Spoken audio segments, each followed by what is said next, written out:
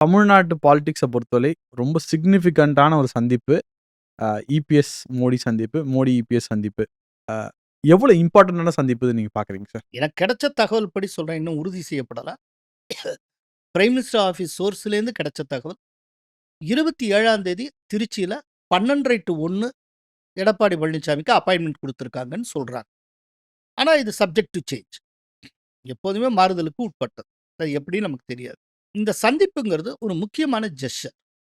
அதாவது வெளியில பிஜேபிக்கும் ஏடிஎம்கேக்கு இடையில இன்னும் சரியா ஜெல் ஆகல அப்படின்னு மீடியாக்கள் ஒரு பக்கம் பரப்புறது. அப்புறம் பிஜேபி தரப்புக்குள்ளேயே ஒரு சிலர் அப்படி ஜெல் ஆகலைங்கிற ஒரு கற்பனையை பரப்பிக்கொண்டே இருப்பது. இப்போ அதுக்கெல்லாம் முற்றுப்புள்ளி வைக்கும். இந்த சந்திப்பு வந்து அதுக்கு முற்றுப்புள்ளி வைக்கும். ஆனால் அதே நேரத்தில் இந்த சந்திப்புல முக்கியமான அரசியல் பேச்சு எதுவும் இருக்கும்னு எனக்கு தோணல.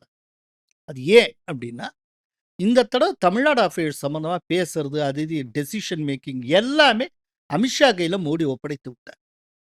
ஸோ அரசியல் பேசுறது எல்லாம் அமித்ஷா வேலை. இப்ப அரசியல் ரீதியா என்னென்ன பேசணுமோ அதை வந்து எடப்பாடியார் அமித்ஷாட்ட தான் பேச முடியும். இது வந்து 2 பேருக்கு இடையிலான நட்பு, 2 கட்சிகளுக்கும் இடையிலான நட்பு, இதை அடையாளப்படுத்துகிற சந்திப்பு. இது ஒரு ஜெஸ்சர் அப்படித்தான் நம்ம பார்க்கணும்.